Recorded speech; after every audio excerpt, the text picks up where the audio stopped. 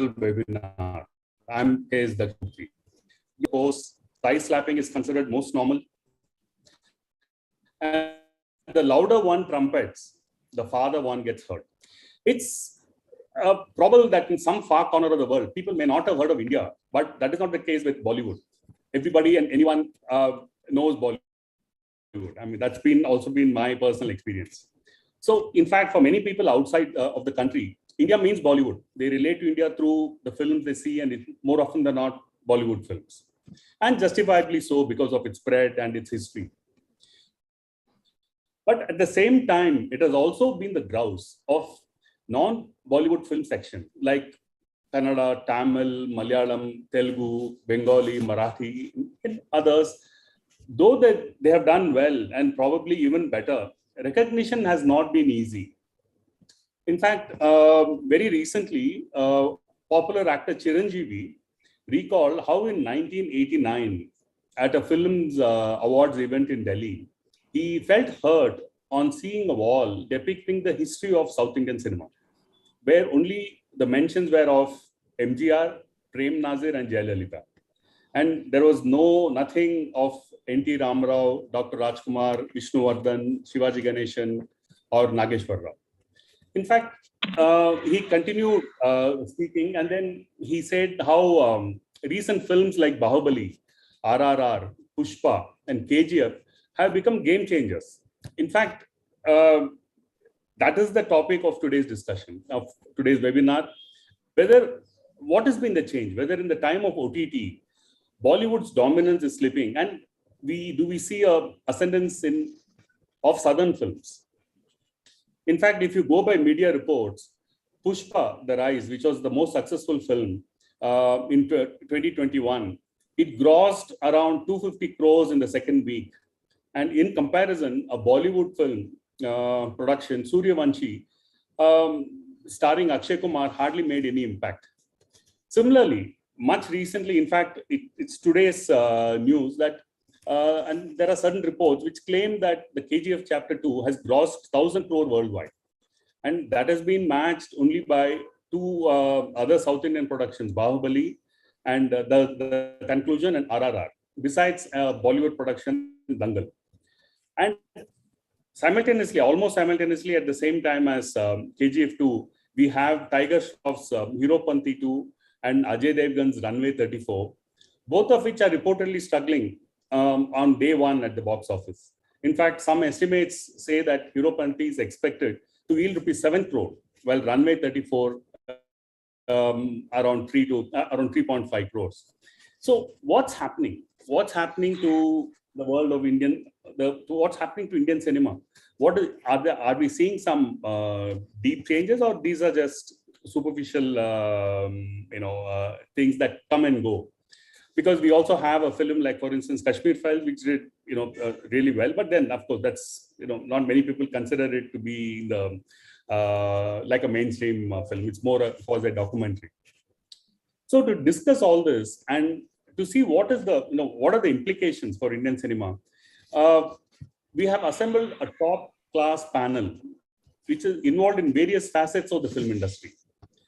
We have with us Dhananjayan, film producer, columnist, and author of 4 books on Indian films.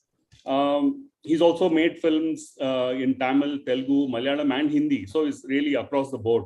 And he was the former head of UTV. Welcome, Mr. Dhananjayan. Thank you. And we have Sridhar Pillai, a popular columnist and writer, and who tracks the entertainment in the industry like an ant would keep track of every sugar particle that that is around it. He's a social media influencer with 1.2 million followers. Welcome, Mr. Pillai. Thank you. We have Mayank Shekhar, and Mayank Shekhar is a highly reputed Indian film critic, a journalist, and author. He used to be the national cultural editor of the Hindustan Times and is currently head of Midday Entertainment. Welcome, Mr. Shekhar. And you have, and we have with us Ranjit Shankar. Ranjit Shankar is a filmmaker, and he has made several films in Malayalam. And he's really popular in Kerala. And in 2012, He launched his production house Dreams and Beyond. And 5 years later, he followed that up distribution company, Punyalan Cinemas. Welcome, Mr. Shankar. Thank you. And we have Akshay Rati, and the film distributor, who's based in Nagpur but is currently joining us from Dubai. So welcome to all of you. And we know the ground rules, so we'll start off with Mayank, and it is for his opening remarks. About 5 minutes each should be good, and then we'll get on with the discussion. Well, it's going to be me starting, I guess. Well, thank you very much for having me. Of course, this is not a panel, it's a manel. There are only men on this. Yes. You should certainly correct that the next time you have a discussion of this nature. Of course, we're discussing films, and it doesn't matter the gender of the person. Although mostly the audiences have tended to be male, the traditional audiences in theaters for the longest over generations have tended to be males. Something that I think Hindi films changed to some extent over the past decade and a half. But I guess what we're talking about here is if there is what we're noticing now over the past few weeks, a few months, if you may, ever since the theaters came back in business and you saw movies from down south, in particular RRR, which was a massive commercial success that had NTR Jr. and Ramcharan in the lead. If somebody had to ask me 10 years ago if that was ever going to be possible, that would be the biggest Hindi commercial blockbuster where, say, Ajay Devgan or an Alia Bhatt would be literally extras in that movie, and the heroes would be from Telugu cinema. I may not have said yes 10 years ago. So clearly some element of shift from what you would call a Bahubali effect has taken place. And a lot of that, the credit for that should certainly go, while we keep crediting industries, but really it's sometimes the vision of individuals that make great industries. And I think Rajamouli certainly deserves a lot of credit, both for the two parts of Bahubali and of course for RRR. It's not just Telugu cinema. If it was just Telugu cinema, then every film that came out from Hyderabad would be national success, and that is clearly not the case. But of course, Pushpa was a huge revelation for a lot of people. Now, personally, as a film buff, as a film viewer, it makes no difference to my life which language a movie is in, right? I think cinema is a language of its own. I think this question is being posed primarily because from an industry perspective, or for that matter, the business perspective, because there is a lot of business that gets generated out of Bombay, what is called the Hindi film industry here has been called Bollywood. And you've had like one film after another film after another film that have not, pulled in audiences whatsoever. So what happens to that money that gets invested into products that is supposed to have an audience, a consumer, if the consumer stops coming in? And I guess that is why we're discussing this, not so much for whether South Indian films are doing better or North Indian films are doing better. I think we love all these films, and it's great for Indian cinema in general, or cinema at large, that people sort of access, works from various languages, from various cultures. That's what art is supposed to do anyway. I think we were asking the same question about 10 years ago, roughly around 10 years ago, about Hollywood, and say around 2012. I remember distinctly when a film like Jungle Book did a business that crossed 200 crore, which was like one of the biggest hits of the year, whereas say Akshay Kumar, Rowdy Rathore, that released on the same weekend, hardly created a dent. So that was, we saw like a movie industry from completely another part of the globe sort of taking over a market that, until that point had not taken it as seriously over years. There was Hindi films had a captive audience. And 10 years later, we're asking about South Indian cinema. So I think one clarity here is, of course, the widening of taste, and that's a great thing. Indian cinema industry, tends to therefore benefit a lot from it, because let's say if Akshay is running a cinema, he gets a lot more choices in his programming mix. He can play a Telugu film, which can also do well. He can play a Kannada film that can also do well. There's a Hollywood movie that comes out that can also do well. And there's always, of course, the Hindi films that will continue to do well.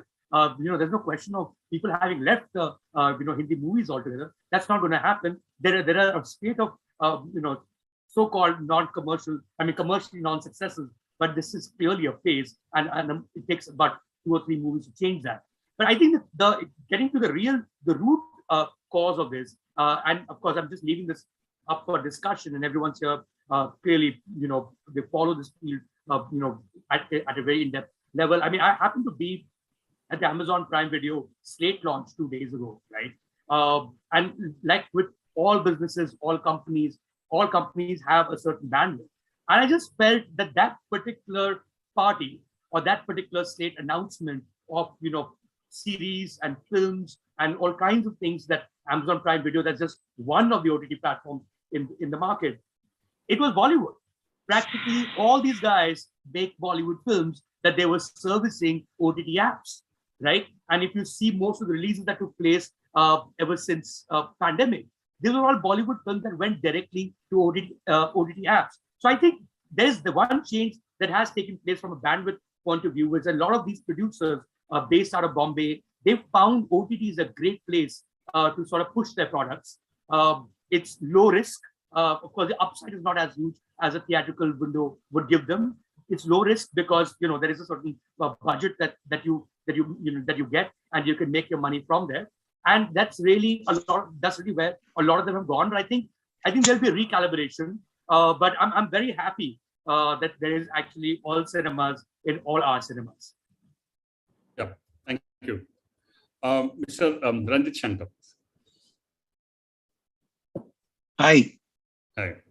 First of all, thank you for inviting me to this discussion.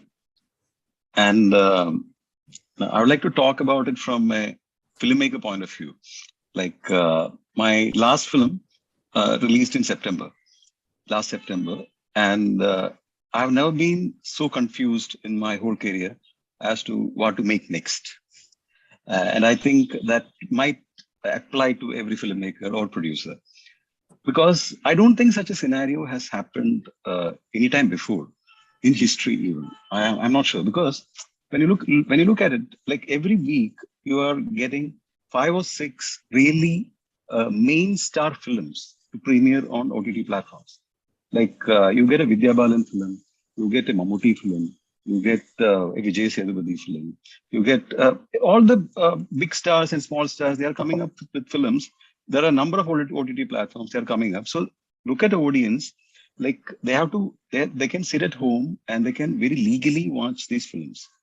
And then the theater has to offer something for them special to go out and watch something in the theater. And I think that is, going to be the biggest challenge for filmmakers and producers from here, to actually figure out what kind of films can be made for theater. And coming to the topic, I think again, like we all agree, like I think it's only a passing phase, and I think it takes only one film, like for this entire discussion to be irrelevant in that sense. Like let's say, like yesterday, I think 2 Hindi films released. If one of them had taken a 50 crore opening, there is no point in this discussion at all. So it is actually funny when we talk about box office and stars and directors, because everything changes every day or every Friday. So like today we discuss, like, has South Indian films taken over? 2 weeks later, we say that South Indian films are not working. So it is not as simple as that. But more than that, the bigger challenge for any filmmaker today in India or anywhere, or producer, is to decide what kind of content is going to make, where is going to make, how is going to make, what kind of audience is going to cater, what kind of genre is that going to be, how it is going to be effective, like what kind of marketing he can do to bring people to theaters. Can you make only larger than life films which can work in theater? Like interestingly, like we had a 2-year pandemic period, and during that period, I've been part of discussions where people were discussing what is going to happen after the theaters are going to happen full swing. And there has been expert opinion saying that people are so tuned to seeing quality films that the big mass masala films may not cater to the audience. But the reverse has happened. The big mass masala films has released and the big successes has happened. So it changes every day, every time, every minute. So I think it has happened for the better, because one good thing which has happened, like Dakshin sir said in the beginning, that like Indian cinema used to be called as Hindi films. And if this is going to be a change where regional cinema is only also going to be accepted from the box office point of view, I think that will be a fantastic thing. Like always, in terms of quality, regional cinema used to be accepted, but the acceptance did not, never used to come in terms of box office or quality. It always used to be pan-Indian film, means pan-Indian star, it always used to be Hindi stars or Bollywood stars. I think it is like there used to be huge discussions whether there has been a South Indian star who has been a pan-Indian star. Like we have talked about Kamal Hassan for a brief period, etc., etc. When all of a sudden we have lost so many stars who are pan-Indian. So it is a healthy trend. It is fantastic. If it continues, I think it is very positive for the industry as a whole. Thank you, Mr. Shankar. Mr. Aksharati, what would your opening remarks be? Right. First things first, again, a big thank you to everyone at the Federal for having me over. Truly privileged to be in this August gathering of phenomenal bright minds from the entertainment industry. About the question at hand, I'll try and speak about my point of view and also in my own little way as an exhibitor, try and answer the question that Ranjit has posed about what to make next, right? And of course, there's no rule there, but I'll try and speak about that. So first things first, while this whole discussion is happening about South cinema taking over the country, we need to be very clear that there's nothing like South cinema. There is cinema that's Tamil, there is cinema that's Telugu, there's cinema that's Malayalam, there's cinema that's Kannada. And in terms of sensibility, all of them are very different from each other. Like if you look at the transition that's happened in terms of, films from any of these fraternities doing well in North India, it's primarily been a Telugu industry show. And the credit for that somewhere lies in the geographical placement of the states of Andhra and Telangana, where if you realize they are surrounded by Odisha on one side, Chhattisgarh on the other, a couple of the southern states on the third side, and a southern part of Maharashtra up north. And therefore, these states are Andhra and Telangana, are actually a potpourri of cultures that actually originates from all these states together. And that's why the transition, the sensibilities of Telugu cinema have always transitioned a lot more easily to the north. We've very recently seen a few big-ticket Tamil films also released day and date with their dubbed Hindi versions. And unfortunately, they've not been as successful. KGF 1 and 2 are possibly the first two now Kannada films that have done that kind of business up north. And from Malayalam cinema, we've not seen successes of that scale with Hindi dubbed versions yet. So it's really not a rule. These are, of course, starting points, which, of course, Bahubali gets the credit for opening the door wide open. But even before that, there have been films of Kamal Hassan sir, there have been films of Chiranjeevi sir, and a whole lot of others from Tamil Nadu and Andhra Telangana particularly, which have traditionally done well and appealed well to the audiences up north. So those demarcations, I think, need to come into play very clearly. And I also think that this success that we are witnessing of films from Andhra, Telangana, and other southern fraternities in the north is not an overnight phenomena. Especially Telugu films for more than a decade have done exceedingly well on satellite and on some YouTube channels which legitimately have been playing them with dubbed Hindi versions. And it's actually the result of decades of this content being, consistently been consumed by the North Indian audience that has resulted in movies like Pushpa and Triple R and Bahubali do as well. Because courtesy Setmax and Star Gold, Allu Arjun and Tarak and Charan and a lot of these guys are very familiar faces for the mass audience in the north, which consumes a lot of their content on YouTube or on these satellite channels. So it's actually over a decade of this effort that has resulted in this. And about Ranjit's point about what to make next, whether it will only be larger than life cinema, I think it's going to be a few categories broadly. And of course, this is not essentially a rule, but my understanding of it. One, of course, as he said, is films that have large production values, which can only optimally be consumed on a screen that is 40 feet wide with Dolby Atmos, with that scale. The other thing that I think will have a very, valid and strong run going ahead is immersive viewing experiences, where technologies like 3D and 4DX will evolve to better quality standards and really create an experience in cinema halls that cannot be replicated in home theaters. Like, I don't think I can imagine watching Avengers Endgame on 2D on even the biggest TV screen that I may have at my home, because the quality of 3D is so immersive in it that it adds to your experience.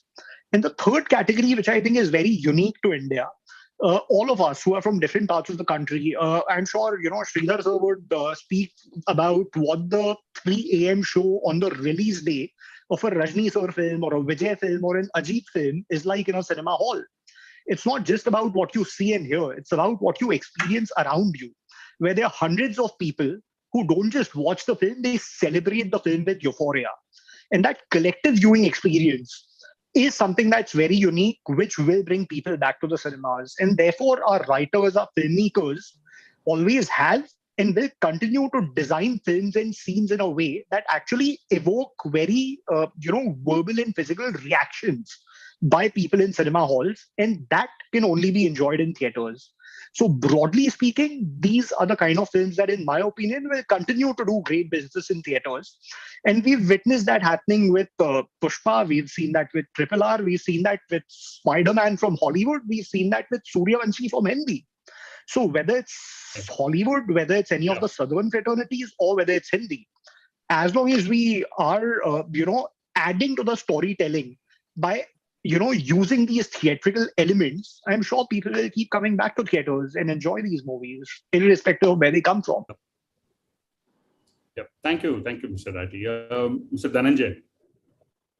Okay, good evening, and thank you for inviting me. And two things I want to talk about. The perspective is, one is about, in the OTT era, are we talking about Southern content is overtaking Bollywood? I would put it in two perspectives. One is from the OTT perspective, the other is from the theatrical perspective. In the OTT perspective, if you look at it, let's look at films which have come from Malayalam, it has come from Tamil, it has come from Telugu, and including Kannada. These films, across the country, across the world, have created waves. Let's talk about, into pandemic, we had films like Drishyam 2, and all kind of films we are talking about. In Tamil, for example, Surari Potru and JB, and a lot of film. In Malayalam, for example, See You Soon, Malik, and so many films got premiered, which got raving reviews. I put it Kanakane, and so many films came in every platform. Now, what really happened, I would say, is this: suddenly, across the country, people have started watching Malayalam films, Tamil films, Telugu films in their own language, because they're dubbed and presented by OTT platform. And beautifully, this content, impressed the audience across the country. In fact, I can say, for a film like Bhim working so big in Hindi audience and everybody loving it, or for the sake Surari Potru working so big. And I'll put it the same way, Malayalam film like Malik, or for example, See You Soon, all creating waves in OTT. What happened is, suddenly, all along people are seen as Tamil cinema or Malayalam cinema. Suddenly they see as an Indian cinema. OTT has brought in that particular revolution, because they presented all this film, and at the same time, across the world, getting premiere in their own language. Not just one or two languages, getting premiered across in every language. It got premiered in Hindi, Tamil, Telugu, Malayalam, Kannada, and every language. In fact, a film like Bhim was premiered in 210 countries. So what happened is, suddenly it became a world cinema. Everybody in the world, they're watching the films. And because the content was very strong, which got premiered in OTT, they got a great appeal, and everybody started recognizing the South content, as well as, I'll put it, even some of the Marathi content, some of the Bengali content, it got great appeal. So suddenly it became an Indian cinema. It's no longer, a Tamil cinema, or a Telugu cinema, or Hindi cinema. I don't want to discount, even Hindi cinema impressed a lot of films. A lot of film came from Hindi cinema, impressed the audience. In fact, worldwide people started talking about some of the best films which came in Hindi, premiered in OTT. They got worldwide great appeal. So I'm talking about OTT has brought in that particular revolution of Indian cinema overpowering the content, not just Tamil cinema or anything. Okay, that's from the OTT perspective, because your topic talks about, in the OTT era, are we talking about Southern cinema overpowering? I don't agree. Even Hindi cinema has actually created huge waves in OTT. Some of the best cinema came in OTT premiere, and we all loved that cinema. So I would, say that is the biggest issue today. The biggest issue is theatrical audience. Let's talk about the theatrical experience. That's where the differences come in between South cinema and Hindi cinema. So South cinema, all of a sudden, post-theatrical, post-OTT, I'll say, pandemic, what happened is all South cinema, pent up, good films were ready. In the sense like we put it Pushpa, we'll talk about Triple R and then talk about, KGF 2. All these films are supposed to come in 2020, 21. They were all pending. So everything chock-a-block, all these films are ready. And one by one, they started coming out and creating huge waves in the box office. And when they were released in Hindi, dubbed market, they're also creating huge, impact. The only reason is Hindi cinema audience who are not coming to theater for the last 2 years. Now they started coming back to the theater and they were looking for larger than life experience. Unfortunately, in the last 2 years, Hindi cinema has not really catered to the particular market of larger than life cinema. Because of that, these films are actually filled in the particular space. But if you ask me, are we having such cinema in the forthcoming months in South? It is not. I can tell you there is no cinema which is going to appeal to the northern audience. In fact, nobody is going to make a big splash in Pan India in the next, at least I'll put it as next 1 year. Maybe some of the films are made in Hindi and Telugu. Example is Salar or some films like that, which are made in Hindi as well as let's take Adipurush. These are all called Pan India film. They are not Telugu cinema. We can't put it as Telugu cinema or Tamil cinema. They are actually Hindi and Telugu cinema. So those kind of cinema might create some impact, but there is no typical Telugu cinema or Kannada cinema or Tamil cinema which is going to be dubbed in Hindi cinema and make a big splash now. There is no such cinema available. These cinema were actually waiting for release for the last 2 years. All of a sudden they came one by one. It created a big impact and become a topic today for the discussion. Is South cinema is overpowering Hindi cinema? I don't agree at all. Hindi cinema can never be occupied by South cinema so much dramatically. It's not going to happen. Hindi cinema will remain the biggest cinema, biggest industry, and they're going to be continue to do great cinema. I come from Bombay, so I can never give up on Bollywood. I'll always say that Bollywood is going to continue to dominate and come out with the brilliant cinema. But same way, South cinema will continue to play its own niche, thanks to OTT. OTT is going to bring in, continue to bring in a lot of premiering of South cinema. That's going to be loved by even Hindi audience. They're going to love that content because they are going to be offered in Hindi, because they are dubbing and giving it in Hindi, JB Marasur Report and all the films. My only fear is how the entire Hindi audience are watching, all the South cinema and Hindi content. How are they going to watch the remakes of those films? I'm really afraid, because some of the South cinema getting remade in Hindi. Mindji has to advise us, is it going to really work? Because I saw a way that Jesse has been rejected by the Hindi audience. Such a lovely cinema, but Jesse, in Telugu it worked so big, but in Hindi people didn't want to watch it because it got already seen by lakhs of people already in Hindi market. Now the people are making films from South. A lot of films are getting remade in Hindi. Especially Akshay ji is doing a lot of remakes. I really don't know audience are going to be lapping it up because these films are available in OTT in their own language. So what is the new they are going to watch it? Because I can also see Bachchan Pandey was rejected by the audience, which is again a remake of South. So OTT is bringing a biggest threat for content for Hindi cinema. All along, what happened is these cinema from South, when they're dubbed, when they're remade, they all work beautifully in North India. But suddenly, thanks to OTT era, with all the films are getting made in offered in Hindi language, I don't know people are going to watch it if it's going to be remade and offered. So there are a lot of changes happening, but Bollywood is going to remain the biggest industry, bringing out some brilliant content. Similarly, South is going to bring out their own niche content. Very few films are going to come like KGF or like Pushpa or Triple R once in a while. But just because they are coming once in a while, just because once in a while when Drishyam 2 is coming, or once in a while when Bhim is coming, that's not going to make the whole change in the Hindi film industry. Hindi film industry continue to dominate, and we are looking for all the language industries combinedly make Indian cinema proud. That's how I like to look at the whole Indian cinema. Thank you, Mr. Dhananjay. Mrs. Sridhar Pillai. Yeah. First, I would like to say that the whole thing is there because before the pandemic itself, the South Indians were seeing more number of films than the North audiences. For example, the national average for watching a film in South India, nationwide, the average was one film a year, according to a survey. But in South, it was 3.5 films a year. So South has got a rich tradition, and South Indian cinema is respected for its larger than life heroes. So these people created the theatrical audiences, the big heroes. You look right from MGR days to Rajnikant or NTR to Chiranjeevi or any of the larger than life stars. They run the superstar system, created the theatrical audiences, and they are looking at a different experience altogether. The larger than life characters coming and providing maximum entertainment for 3 hours.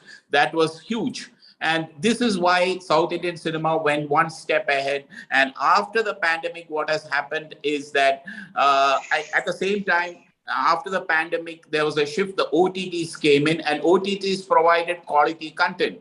In similarly, but at the theatrical level, the audiences were already fed in Bollywood. The audiences were totally fed by multiplex movies. That is, the multiplexes ruled the North India.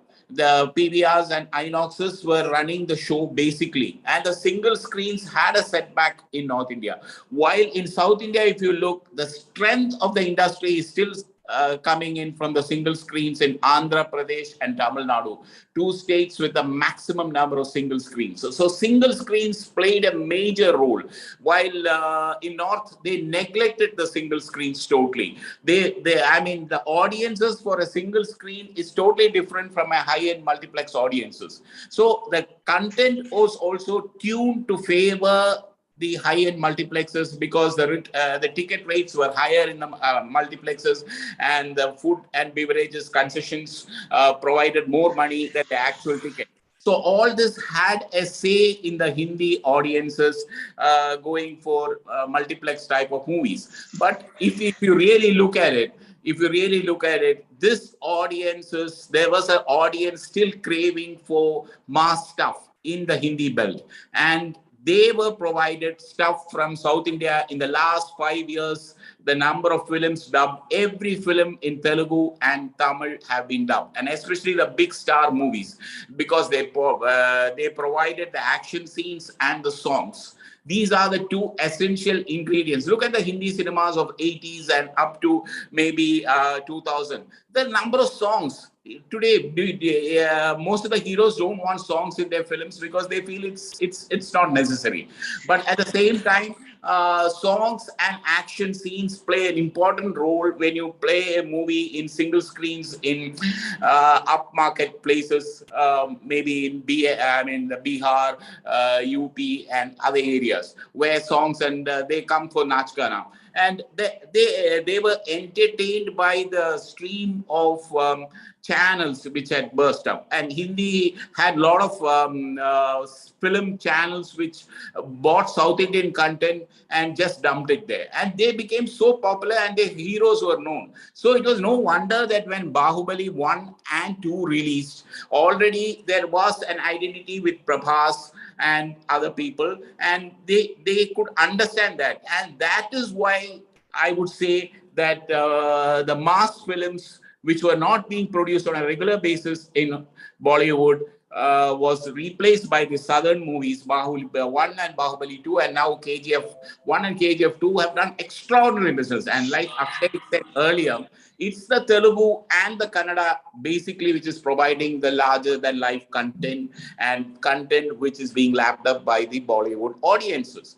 And while the multiplexes audiences and the stars who specializes in doing multiplex movies have moved away from the reality of small towns and smaller stations, while this was being fed by the South content. And South content slowly grew, and post-pandemic, when the theaters were closed, there was a lot of South content floating around, and then the OTT revolution took place, and OTT brought about its own content in Hindi. Some of the best OTT series are in Hindi, and that also created audiences. And why should I go to a theater? Theater would be very, very expensive now.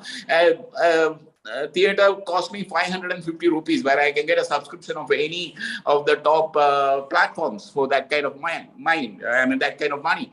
Because it involves not only going to a movie, buying a ticket, but it also involves the basic thing is canteen sales, and a popcorn and a cola is 300 and 350 rupees is unthinkable. While down south, the single screens were modernized. They had the best sound system. Most of them had gone for Dolby Atmos, and screening became a big essential part of it. It was a festivity when the big movies came. So this also helped South industry to make maybe not the multiplex type of movies, because multiplex type of movies had moved on to the OTT platforms. So here, that is the main reason why today the South Indian movies are becoming hot favorites. But I think it's just a passing trend, because sooner or later Bollywood will catch up, and Bollywood will definitely catch up, I feel, because once they start making similar kind of movies with South specialized, with a lot of visualizing and special effects, I'm sure they would move ahead of their time. Okay, thank you all. What while all of you have made different points, the common thread is that there is some kind of a change that is visible. Either because of OTT or the pandemic, or the kind of films that are now being screened. So, Mr. Shankar, when you say that it could be a transient thing, wouldn't you agree that something like the OTT is here to stay, technology is here to stay? And I would even say that the quality of, say, dubbing and technology has improved to such an extent that today you make a film in one language, it can be easily be replicated, it can be made acceptable to others. So in that sense, wouldn't you see a deeper change occurring? And then, the outcome of that would be that Bollywood could be, taking a backseat. Because earlier, the reason why I'm asking this is that so far, it's only Hindi films made from Bombay or Mumbai that really could run anywhere in the country and would do very well. So now, isn't it possible that something similar could happen in the case of other languages as well? Is that for me? So Shaka, and then yeah, sure. After everything. Yeah, I feel, see, OTT is definitely a reality. It is already in our lives. It is there. And I think, like in early 2000s, there was this corporate companies who came to Bollywood, and they wanted to invest.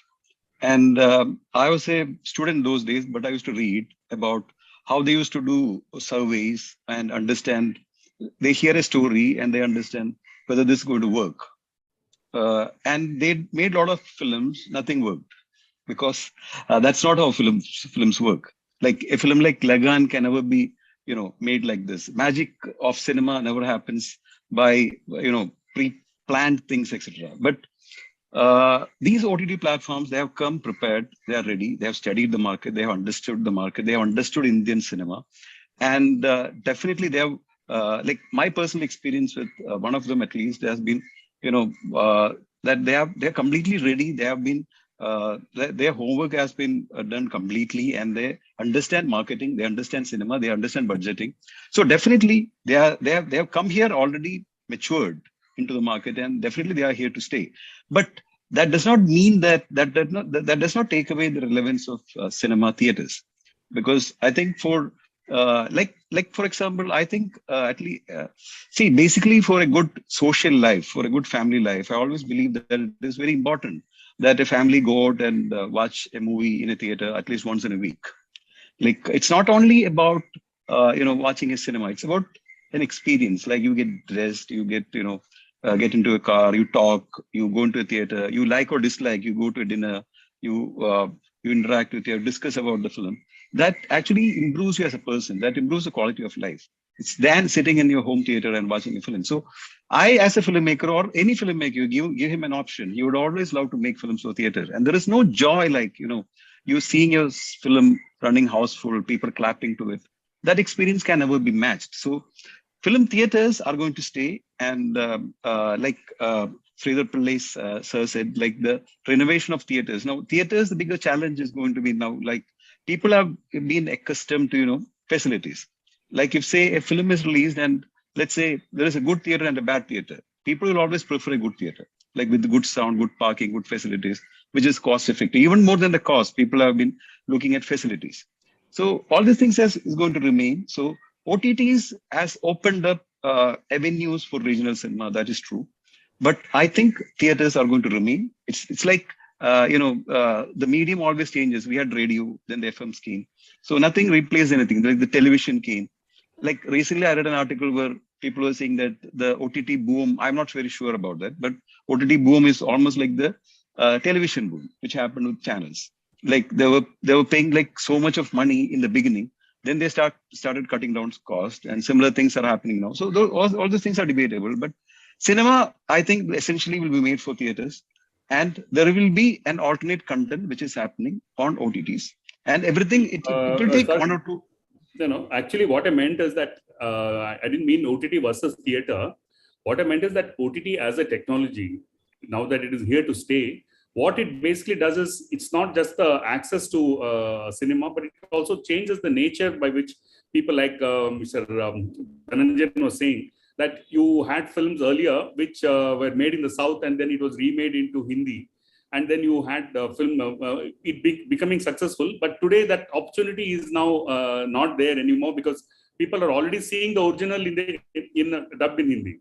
So I'm saying those kind of fundamental changes. I mean, not the changes from the point of view of the viewer. I'm not talking of the OTT versus the theater.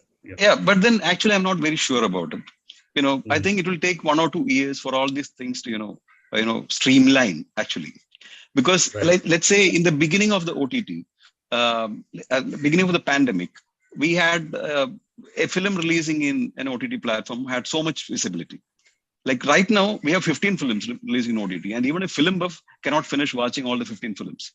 Right. So it is going to increase in the coming days. Then it is going to decrease. Then something is going to stabilize, and I think a bigger and a better future is going to emerge. So we cannot predict actually. Right. Thank you. Mr. Shekhar, you wanted to? No, well, I mean, I just think these are discussions that we've been having in various forms with names changed over decades. I think pop culture in general is cyclical by nature. I mean, early 2000s, we were discussing this bit about the single screen and the multiplex, whether there are movies for classes and there are some movies for the masses, right? 2019, we were looking at certain releases of films starring, say, Ayushmann Khurrana or say Rajkumar Rao, like a Badai Ho, and these movies are doing exceedingly well, crossing 100 crore numbers. So we were looking at how that can become the new multiplex cinema, as it were. 2 years, 3 years later, so much has changed where we're looking at that multiplex, what we call the multiplex film in 2001, 2002, we're calling it now the OTT film.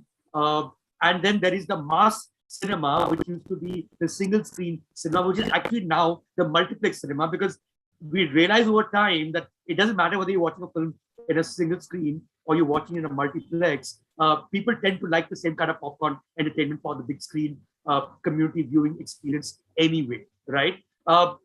But there are certain things that one must give credit for, certainly, especially when you talk about cinema from the South. And I completely agree with Akshay here. There is no such thing as cinema from the South. I mean, Malayalam movies are so different from Telugu films, are so different from Tamil films, are so different, of course, from Kannada movies too. I think the one factor that did come across globally was, in a certain sense, the rise of Malayalam cinema thanks to OTT platforms. I mean, then you have the New Yorkers saying that the best pandemic picture they saw was Joji, right? And I see people around me discovering a part parcel which they had never heard, who they had never heard of before pandemic. So they got to see a certain kind of Indian cinema, which is purely because of access. It's not like Malayalam cinema suddenly, had these great movies over the past 2-3 years.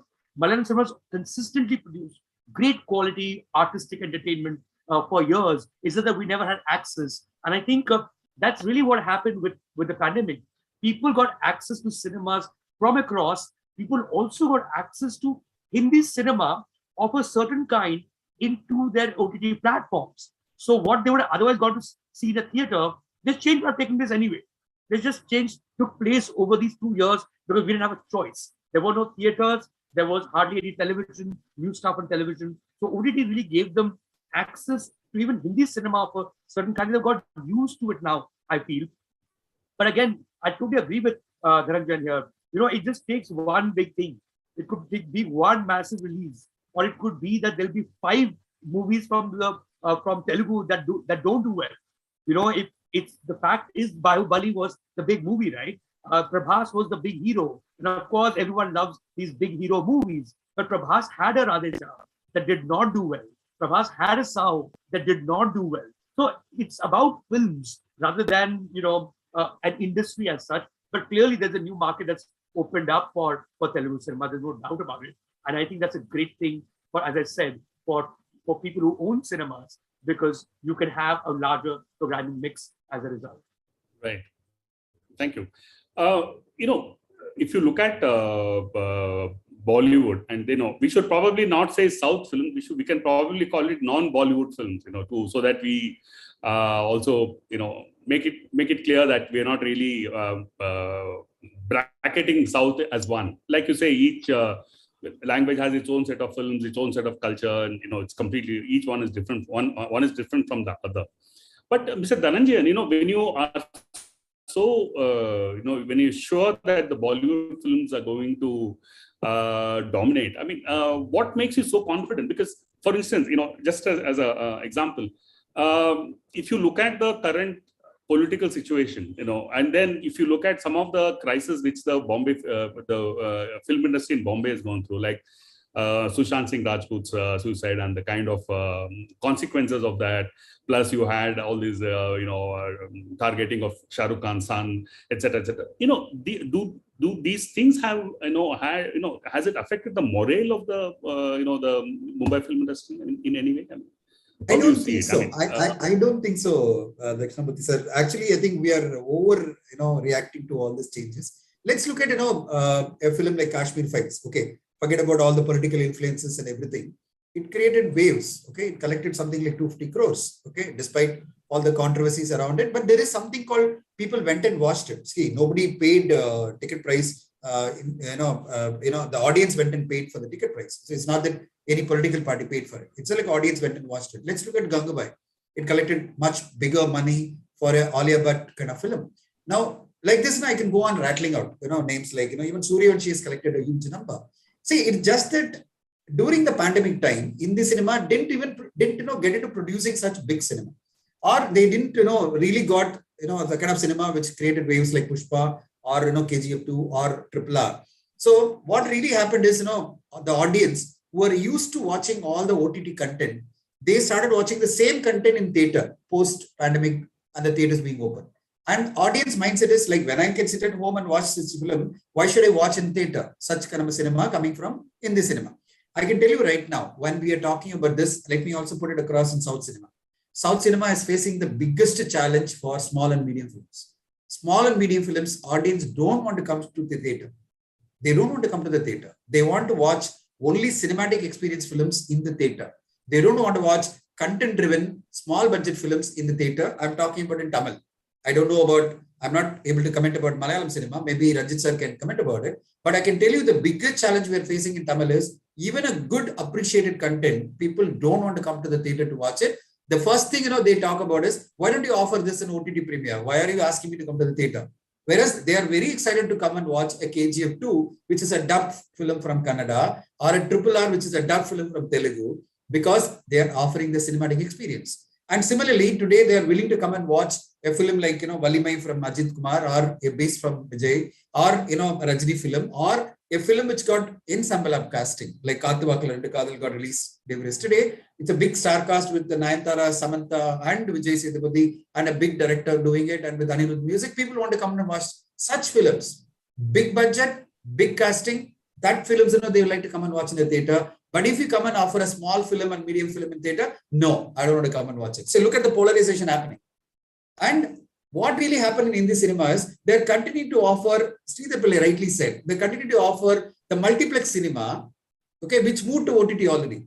Everybody started watching in OTT such kind of cinema already. A lot of premiere happened. Such kind of cinema, which is earlier used to be catered by multiplexes, today they're coming through OTT premiere. Now, if they same cinema start coming in theater, in Hindi cinema, audience are not going to come to the theater. They are very clear. Please give me cinematic experience. Give me big cinema.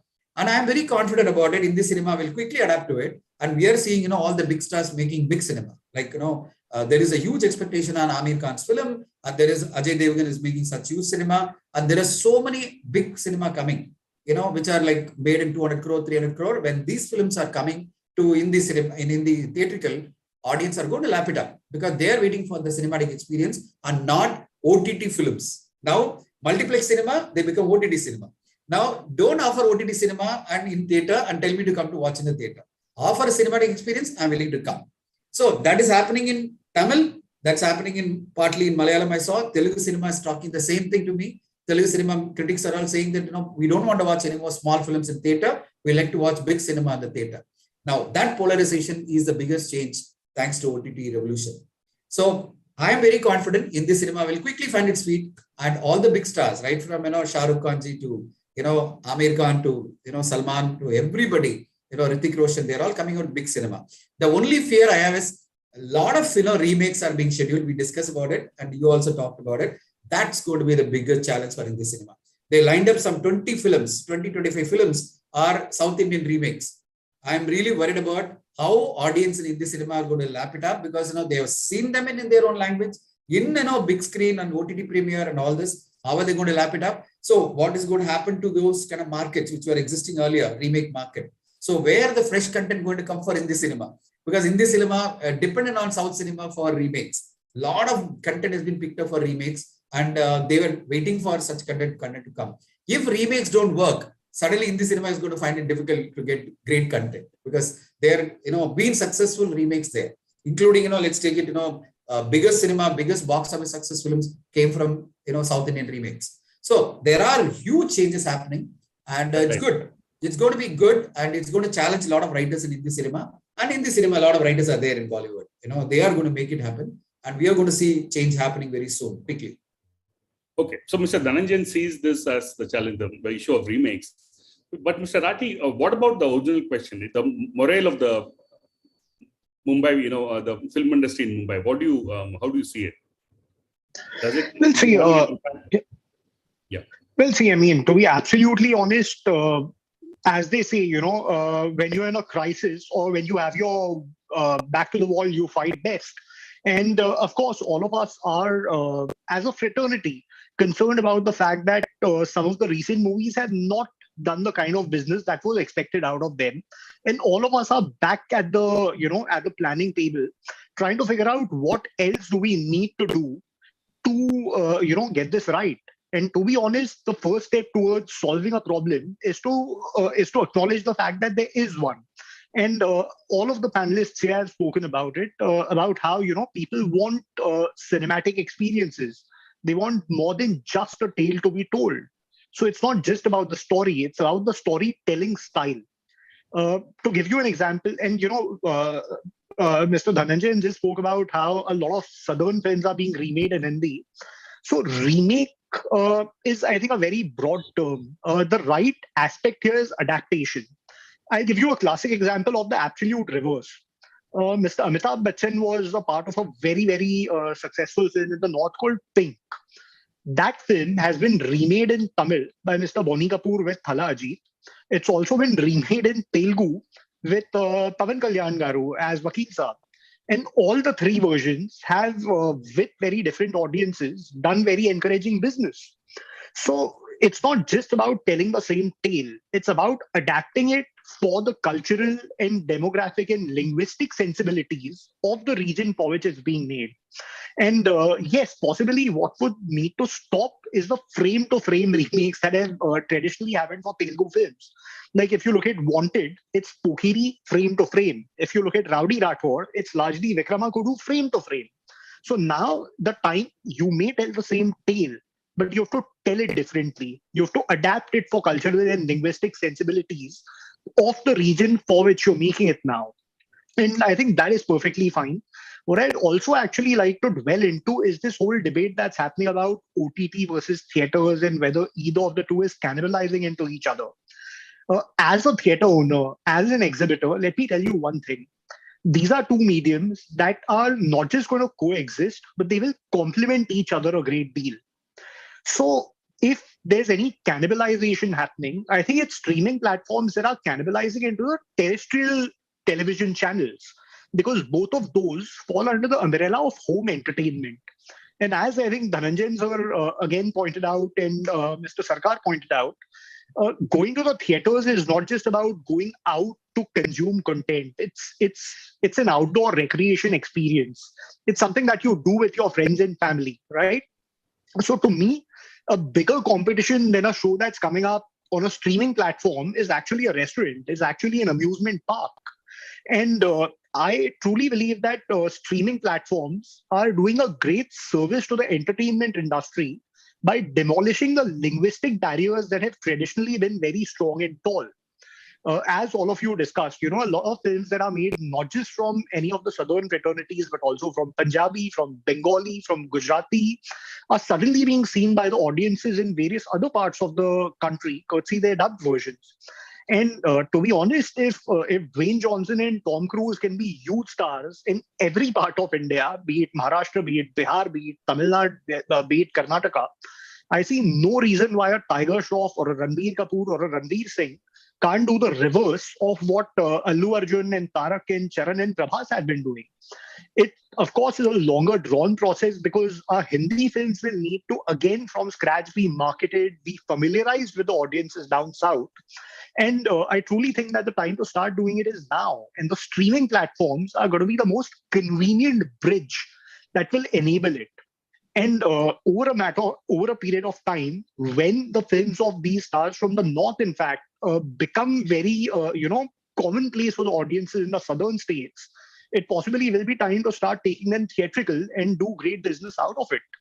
So yes, we are truly headed towards being Indian cinema in some sense, at least in the theatrical medium. And also, when I say Indian cinema, I don't mean cinema that's made from from Chennai or from Hyderabad or from Bangalore or from Bombay. It's cinema that's consumed by people across all these states and all these regions. And that, I think, is the best thing that could have happened to all our fraternities put together. Because 1.4 billion is a great market to cater to, irrespective of which city your cinema originates from. Yeah. Taking off from what Mr. Rati is saying, Mr. Sridhar Pillai, what kind of a role you think increasing urbanization or a kind of a hybridization or a cosmopolitanism that has happened across the country, where, for instance, what you see, say, for instance, a film made and shot in, say, Bombay, or film shot in, say, Kochi or in Bangalore or in Delhi, they all are similar in the sense that there is a huge element of cosmopolitanism in it. So would that be one of the reasons why it makes it easier for people from any region to relate to that? Because I think relating to a film is also equally important in cinema. So how would you see that? Is that the reason why we see some kind of a shifting happening in terms of, or a realignment happening in terms of the dominance? First, I would like to say that the OTT and theaters will coexist. Like I think Akshay said that. It will coexist and it will go in two parallel lines. You create certain content for OTT and certain content for the theatrical audiences. This has to be in two different gears. That is, the theatrical audience wants a theatrical experience on a big screen. Now, either whether it's IMAX or 3D or something of that sort. While OTT, the content should be rich, it should be appealing. And in both the conditions, in both the places, the most important thing is content is king. Like Shekhar said, Radhe Shyam didn't do well because the content was weak, while Bahubali 1 and 2 did extraordinary business. Similarly, what I'm saying is that just urban audiences alone are not enough to make cinema or entertainment successful. It has to have the rural base also. Cinema in our country, the mass audiences come from smaller towns and they have also to be entertained. And if you are asking me about the content, if you have seen the OTT platforms, one of the best series in Tamil was called Vilanga. It happened in a rural area. So the Tamil and Telugu, and I would say regionally, the audiences in smaller villages, or actually there are no villages in India at the moment, in South India at least. They are all towns, small mini towns. So all those places, the audiences are no different from the urban. They are also smart. Never underestimate the audiences at the rural level or at the urban level. And they will go for good content. And what I'm saying also thrusting forward is that you have to make movies for the village audiences also. Some of the movies may not look stylish or anything, but there is an audiences for what people say B and C markets. And that kind of films will be there along with the kind of films which are there for theater. I think both will go parallelly well. Okay, thank you. Yes, Mr. Raj. Just to emphasize a little further on what Sridhar so said, and completely in agreement to him, while what are called the multiplex films have, of course, been a little limited in terms of the geographical scale that they've been able to cater to, I truly believe that there's nothing like mass cinema anymore. It's universal cinema. Because let's say a Suryavanshi, right? Or a Pushpa, or a Triple R, a KGF. Would you call these mass films? Have they only catered to what are called the BNC centers? Not really. They've been as successful in a Bombay, in a Delhi, in a PVR Gold Class, in a Cinepolis VIP, as they have been in, a possibly not as well maintained single screen in a small town in Bihar or Uttar Pradesh or Maharashtra. So I think it's not mass content, it's universal content now, which actually has larger intrinsic value. And to be able to match up to the commercial pressures that come into play with the big budgets that it takes to spend on the VFX, on the cost of talent, on the making, I think more and more people to ensure their monetary recoveries will just start thinking, and everyone from writers to filmmakers to actors, about films that don't alienate intellectually any section of the social strata. And the challenge here, of course, is the linguistic and cultural and demographic diversity that India offers. It's kind of easy to say that Hindi films don't appeal widely enough, but let's face it, the diversity of the people in, let's say, a state like Tamil Nadu is very limited compared to the overall diversity that exists in the country, because the consumption patterns, the habits, the preferences of somebody in Tamil Nadu are very different from somebody in Bihar, which are very different from somebody in Maharashtra, which are very different from somebody in Punjab. So to create content that cuts across all these linguistic, cultural, and demographic barriers is a challenge. But having said that, I truly believe that all our fraternities are up for that challenge. And I'm very sure that from every part of the country, we will very soon have cinema that will, cater across and will bring people back to the theaters everywhere. Yeah, I would like to make one point. I just have a point to make about the price. After that, Mr. Pillai and then Mr. Dhananjay. Yeah, sure. Yeah, I would like to make one point. 2 years back, if you really look at it, the national multiplexes had a policy that they will never screen dubbed films, and they will never screen. Today, what's happening, take Bangalore, where they control the entire 90% of theaters in Bangalore city are controlled by the multiplexes, or Hyderabad or Chennai, the big towns. Everywhere now the multiplexes rule in South India, and the maximum number of screens coming up in India are in South, especially in Andhra, Tamil Nadu, and Kerala. Maximum number of screens are coming. So if theaters didn't want to survive, I mean, theater business is out or something like that, it's all hogwash. Because theaters will survive, it will be part of it. And now what is happening? What are the national multiplexes playing? Almost 50 to 60% of their content are dubbed, which they looked down upon 2 years back. So see the way the cinema has changed and how it's being consumed by the multiplexes. Right. Mr. Dhananjay. Akshayji, the only point I'd like to make is, the price elasticity is the biggest challenge we are facing. Today, if you are offering a very big content, if you're offering a KGF2 or a Triple R, which is a great experience, or let's take even Spider-Man or anything, people are having no problem to pay the kind of charges, you're putting 300 rupees or 500 rupees, whatever ticket price.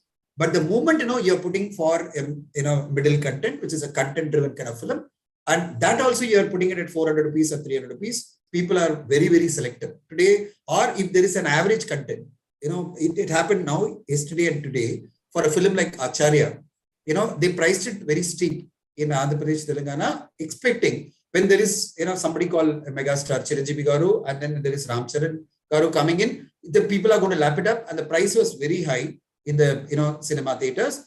What really happened is today, there is huge challenge for the audience to come back because the content didn't get the kind of appreciation, and audience are gone. They vanished. They're no more there. I'm not talking about 100%. I'm talking about 80% audience are vanishing. See, if there is a triple R, which was charged very high, people are willing to keep coming and watching it. Or a KGF 2, which is like people are willing to come and pay that price. They don't mind paying that 400 rupees or 500 rupees because that is offering the cinematic experience. So the challenge is going to be for the theater owners to decide the price elasticity and appropriate level, not premium, so premium that audience, completely escape from coming to the theater. Because there is OTT, which is going to anyway premiere the film in 3 to 4 weeks, maximum 4 weeks. So audience mindset is today, if there is a great cinema, great cinematic experience, I'm talking about visually, content-wise, and there is something I'd like to come and watch in a theater, they don't mind paying what you are asking them to pay, which is like 400 or 500 rupees, plus, you are charge them so much for all the canteen and the beverages. They don't mind because that's an experience. They're coming for the experience. They don't mind all the cost. But the moment you're offering a middle content or meddling content, which is not something like they're going to enjoy it, or they feel, this is not something great, I'd like to watch it, and the reviews are so bad, and from all the popular critics, the people are going to be very choosy. They're not going to come. Only those hardcore audience, 20% or 30% audience, they will still come back to that film. But other than that, the common audience who are very price elasticity, they follow the price elasticity. They don't mind price if there is a great content. They will mind the price if the content is weak. So that is going to be the bigger challenge for all the theater owners post this OTT era. Earlier, that was not the scenario. Earlier, there is no other option for the audience, in the sense like there is nothing called OTT. The films used to come in satellite premiere, maybe, 1 year later, maybe 300 days later, sorry, 100 days later. By the time the interest on the film is lost. But there is today, every platform is premiering in 4 weeks. Some other films are premiered in 3 weeks. So obviously, audience are going to say, oh, if the talk is so bad, why should I watch the film in theater? Anyway, 3 weeks it's going to come. An average film, I subscribed already to the particular platform. I'll watch it at home. So that is the bigger challenge theaters are going to face unless you follow the price elasticity model. The moment you get the reviews are so bad, the price has to be dropped. Quickly dropped and make sure that the audience don't feel the pinch. They come back to the theater. If that is not followed, no, I'm going to charge the entire weekend the same price. And let me, this is the best time to make money out of it. Audience are going to be very choosy and they're going to reject the films within 1 day. So this is the biggest fear I have post OTT. Right. Interestingly, we have been talking about films from the South, that is the post stage. We've been talking about Bollywood. We have really not mentioned Bengali films at all. At one point it was really way up. It's, is it that, if we assume that it's the OTT and the new technologies and, Bollywood, which have actually helped. What about Bengali films? I mean, I've not, I don't know, Mayank, Shekhar, would you like to touch upon this? I mean, is there any, well, it's a tragic story. It's a tragic story. It's not a leading film industry in India as we speak, in terms of quality or even in terms of delivering certain kind of demands that, more larger audiences might expect. Of course, they have their own, hoi choi, they have their own releases. They, of course, have their theatrical releases as well. I happened to be one particular year, quite recently, on the National Award jury for Bengali films, and I was quite appalled by the output of that particular, which is in 2016. Clearly, there is a need for a renaissance there. It's produced some of the finest filmmakers. It had a massive film industry around the same time that Bombay was big. But to be fair, there's also been a lot of cross-pollination, which is possible between Hindi film, the Hindi film industry, and people who are from Calcutta. I mean, you have a lot of them who've always worked out of the city. Language is not so much an issue. So you have, say, Shujit Sarkar now. He's technically a Calcutta filmmaker. That's where he lives, but he makes movies in Hindi from Bombay. So it doesn't necessarily always. I think the world is changing in a way you don't even need to be in one place, and there can be cross-pollination of talents, which is also another area that I see as a major growth area when it comes to the South and the North. I mean, you have, say, a Shah Rukh Khan working with Atlee, right? You have, Ranveer Singh, who's going to do a film with Shankar. Akshay Kumar's already worked with Shankar in the past. So, I mean, it doesn't need to be like a particular industry that only operates from a particular city anymore. There's so much that happens now online. This whole conversation that we're doing would have been unthinkable about 7 to 8 years ago, and that's or 10 years ago when these were all separate industries, right? So I think there's going to be a whole lot of that too, which we must touch upon because that's the beauty of mainstream, right? It's like a banyan tree. It moves towards wherever it sees where things are moving. It starts tilting in that direction, and so you'll have a Karan Johar who will do a film with Vijay. So you don't need to do a Kabir Singh with because Vijay wasn't Arjun Reddy. A Bollywood filmmaker can make a movie with him and hope to address both markets. And I have a feeling, given what we've seen over the past few weeks, that's going to be something that might be interesting to follow. Right. Thank you, Shekhar. How would Mr. Ranjit Shankar respond to this as a filmmaker? I mean, for instance, we can't always take it for granted that because there is a technology, there is OTT, or there is theater, good things are going to come out unless you make the effort. I mean, and as a filmmaker, you would know that very well. So when films come from the South or from Bombay or from wherever, and they do well, it also means there's a lot of effort that's gone on at the back end. So how do you see this? I mean, how do you see, is there a more of a fundamental change than what we think? Is there something more fundamental to it than just the platforms? Mr. Ranjit Shankar. Actually, I would like to believe no. Like the general consensus here has been that cinema theaters are now for bigger than life experiences, big movies, etc., etc. I would love to differ. I would love to believe that all kinds of films can still be made. Like we talked about Piku, Pink, let's say. Now, if a filmmaker is making a film like Pink right now, look at the content. It is an OTT film, but it worked in theaters. It worked in all languages, or a film like Piku or a film like 96. So basically, we have to understand what all the film experts are saying. But then you have to believe in your dreams and go ahead and make films. And the films make difference. That's what I feel. And also, I seriously don't have much concerns about the remakes, actually. I seriously don't think if any film has been not done well, which has been remade, it is because people saw the film in the original language. I don't think that is a problem. The problem was that there was something wrong with the film which did not work with the audience. So I think all these things will converge, and theaters, I think, will cater to all kinds of films. Like you say a good love story, like it's a good theater experience. Like a family would like to go and watch a slice of life, good family film.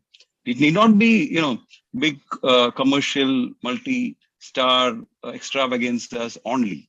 That can be one kind of films, but all kinds of films which are entertaining, which garners good talk and reviews. I think it will work in the theaters, definitely. Okay, thank you. So, there is a comment here from a viewer. He says that due to the pandemic, release dates of many films were compromised, but that was unavoidable.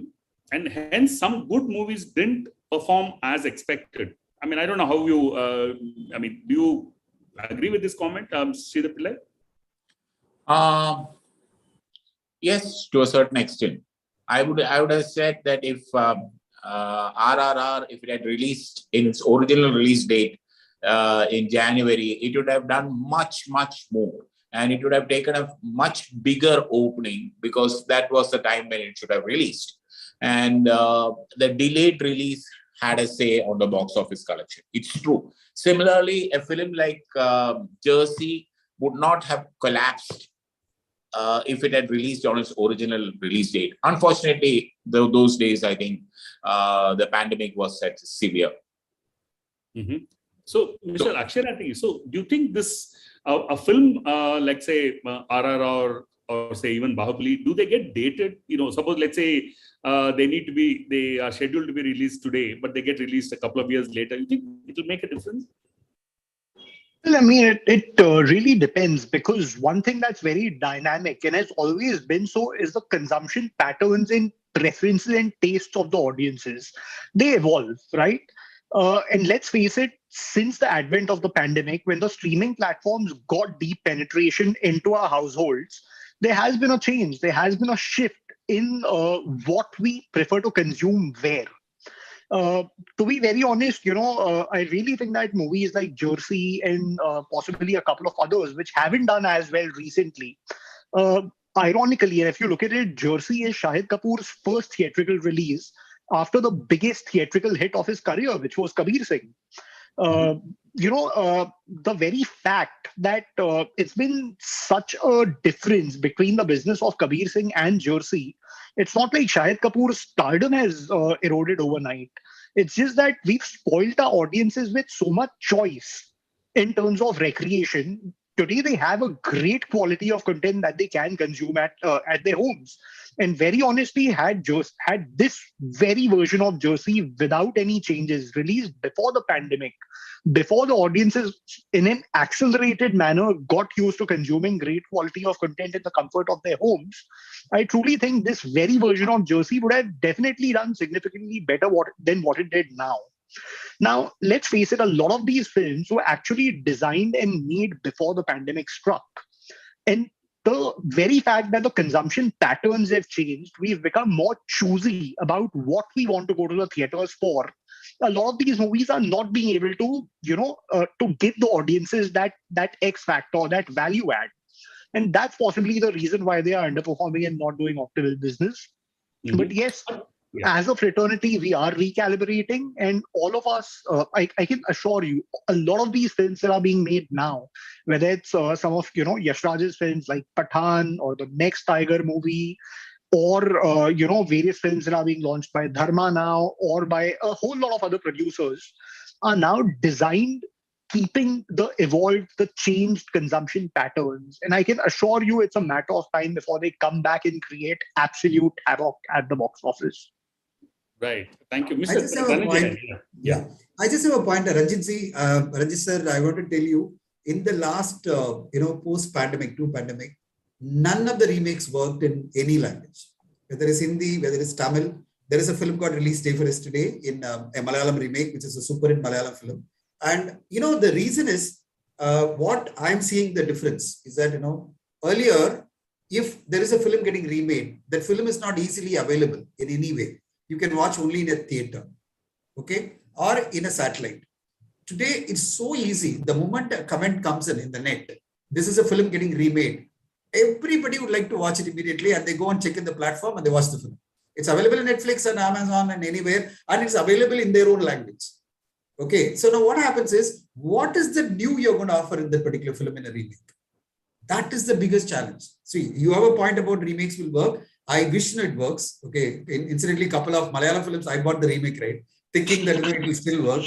I'm really worried about what I'm going to do with the remake, right? Not because of the money invested, but because I'm really afraid about the way the audience are responding. And the question they're asking, Ranjit sir, is that, why should I watch your remake? I don't have an answer.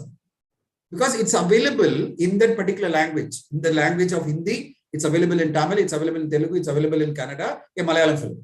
And similarly, an Hindi film is available in Tamil, it's available in Telugu and this. So why should I remake a Hindi film?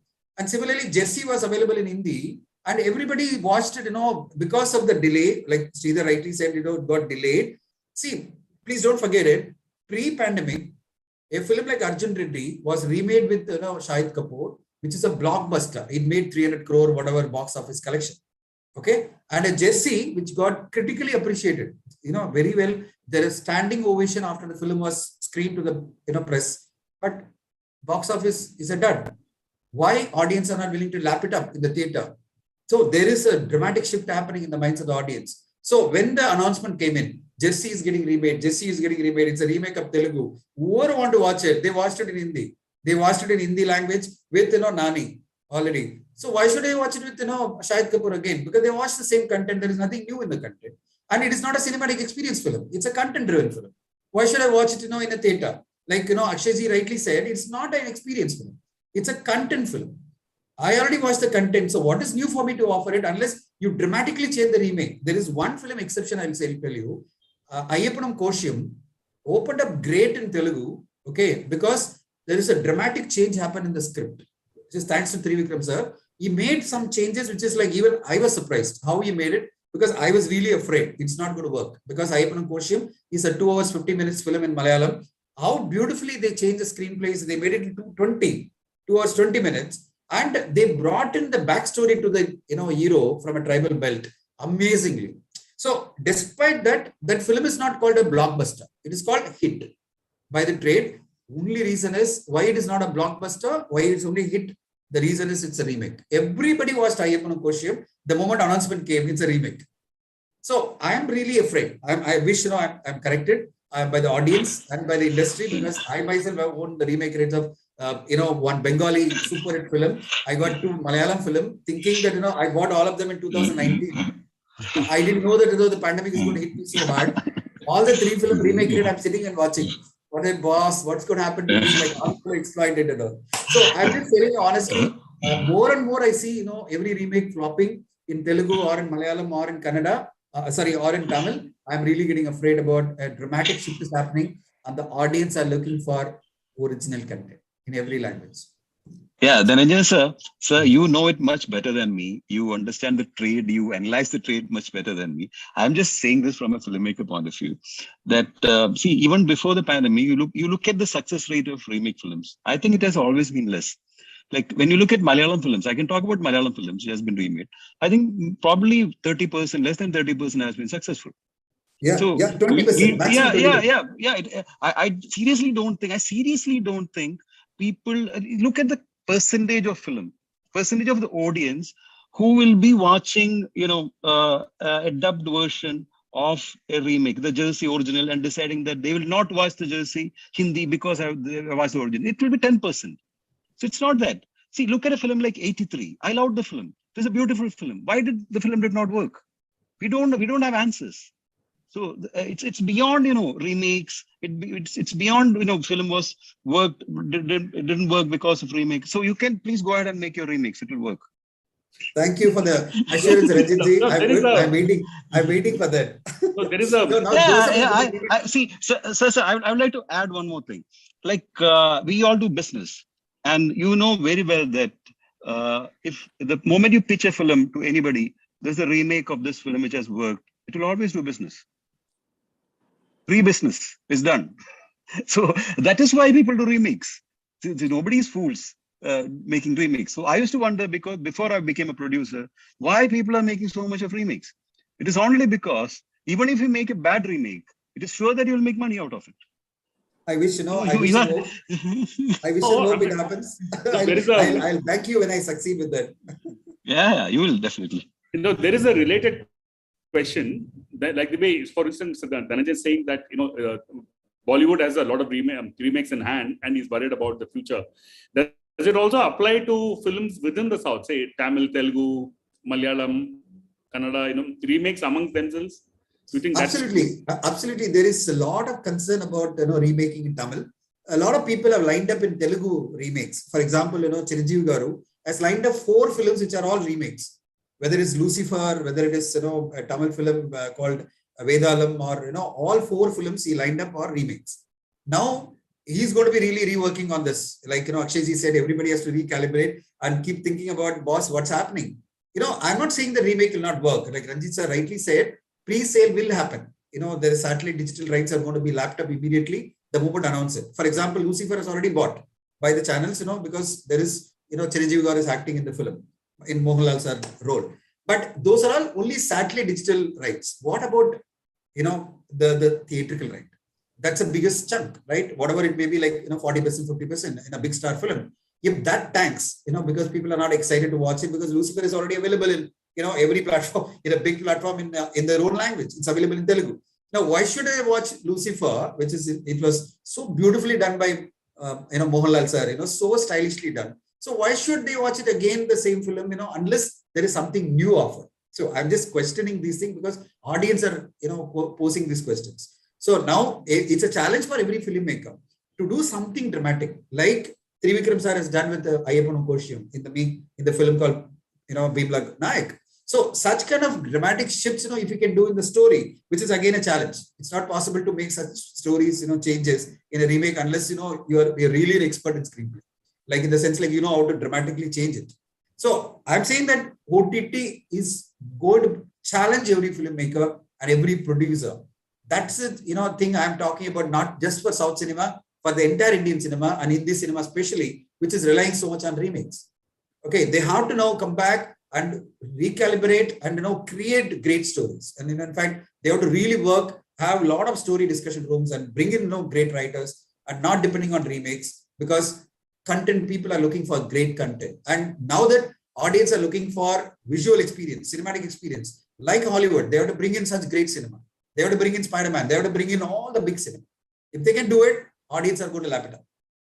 I think we started off the webinar by questioning whether Bollywood dominance is slipping and whether the Southern films are going to do better. But from the way the discussion has happened, it appears to me that we are actually looking at a much larger change in the way films are made, the viewer expectation, and also certain very fundamental changes that are going to happen, and we're going to see much more of it. So probably it's not a great idea to just confine it to Bollywood versus Southern cinema. I think we must probably expand it to the whole of the film industry itself, because I think we are on the cusp of a major change.